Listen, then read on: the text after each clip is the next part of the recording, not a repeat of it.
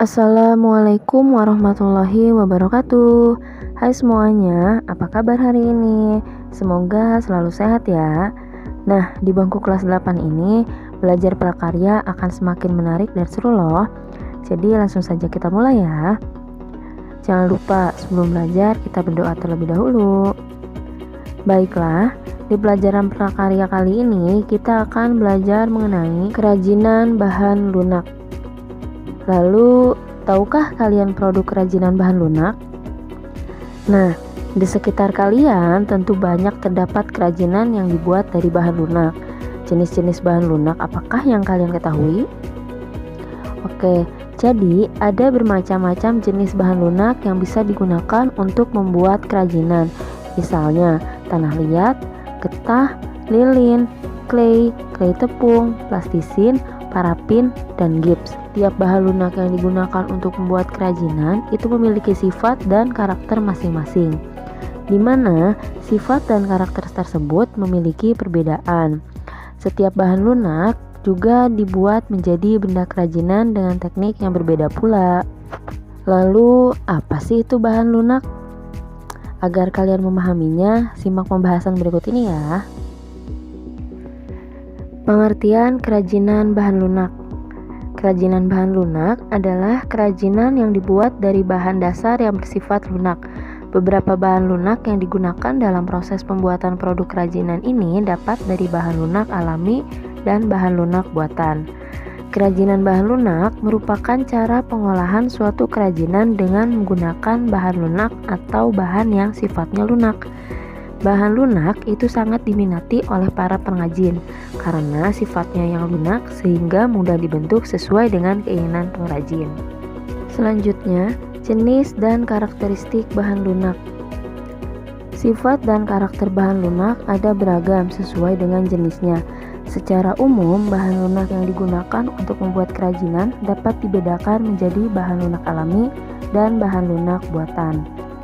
Bahan lunak alami adalah bahan yang didapat dari alam sekitar kita, di mana proses pengolahannya juga secara alami, sehingga tidak bisa dicampur maupun dikombinasi dengan bahan buatan.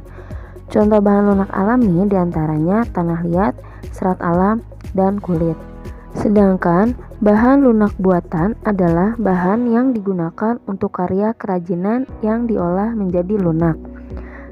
Kerajinan dari bahan lunak buatan dapat dibuat berdasarkan bahan yang digunakan.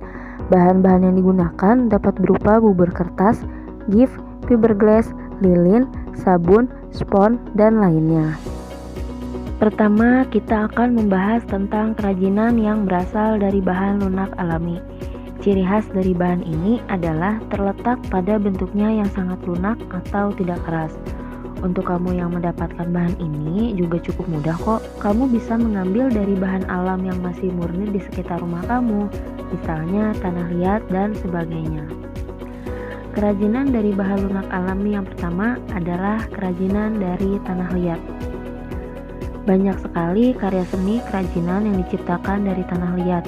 Kerajinan dari bahan ini banyak sekali dikenal dengan nama kerajinan keramik, yang mana proses pembuatannya yaitu dimulai dari tanah liat yang dipijit, dibutsir, dipilin, dibakar, hingga diglasir sampai menghasilkan keramik yang indah dipandang.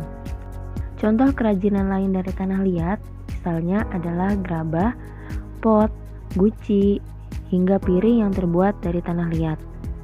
Kemudian kerajinan yang kedua adalah serat alam. Kerajinan yang berbahan dari serat alam juga banyak sekali menghasilkan aneka ragam seni yang indah dan bernilai rupiah.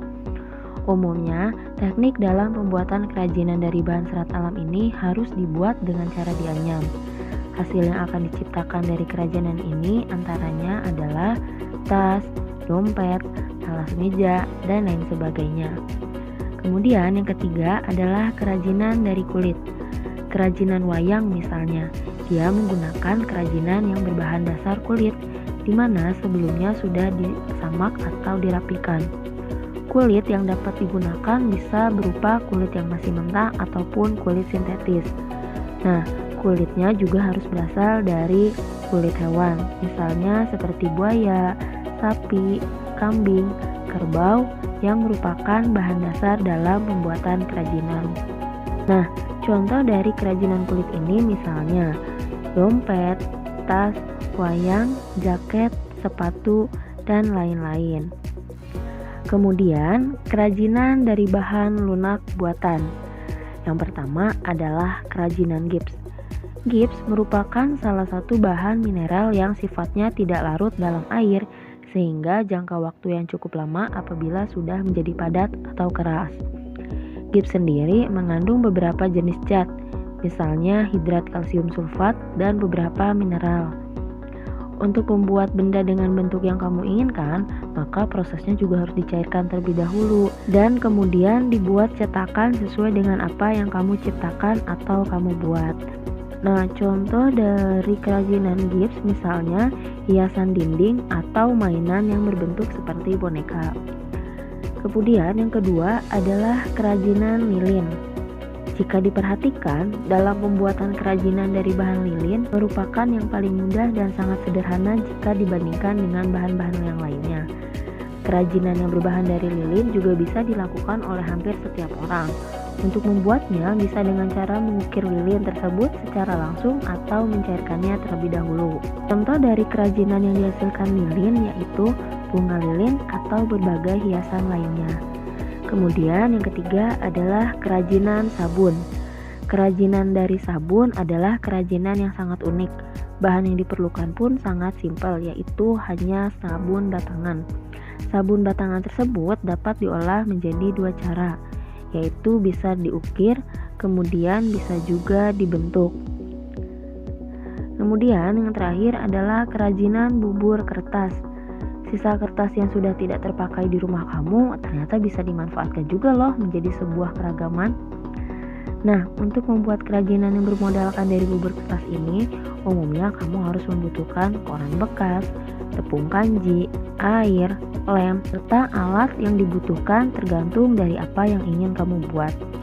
Untuk contohnya sendiri, misalnya berupa celengan, tempat pensil, bingkai, dan lain sebagainya. Kemudian selanjutnya, prinsip kerajinan bahan lunak. Yang pertama adalah keterampilan tangan. Kerajinan ini dibuat dengan menggunakan keterampilan tangan. Meskipun diproduksi banyak, produk kerajinan masih tetap mengandalkan tangan. Sementara itu, industri yang bertumpu pada kekuatan mesin inilah yang membedakan antara produk kerajinan dan produk industri. Kemudian yang kedua adalah keterampilan teknik. Pembuatan benda-benda kerajinan dilakukan secara berulang-ulang dan didasari oleh keterampilan teknik, sehingga produk yang dihasilkan sudah tentu memiliki kekhasan tangan yang nampak dengan detail, rumit, dan hanya bisa dilakukan dengan keterampilan teknik yang dimiliki oleh tangan seseorang. Kemudian yang ketiga adalah kedaerahan atau tradisional. Kerajinan merupakan benda-benda yang mempunyai nilai guna praktis, bersifat universal, dibuat dengan keterampilan teknik tangan namun masih dipengaruhi oleh adat istiadat setempat. Secara umum, jenis karya ini dapat dipilah menurut manfaatnya. Yang pertama adalah kelengkapan busana.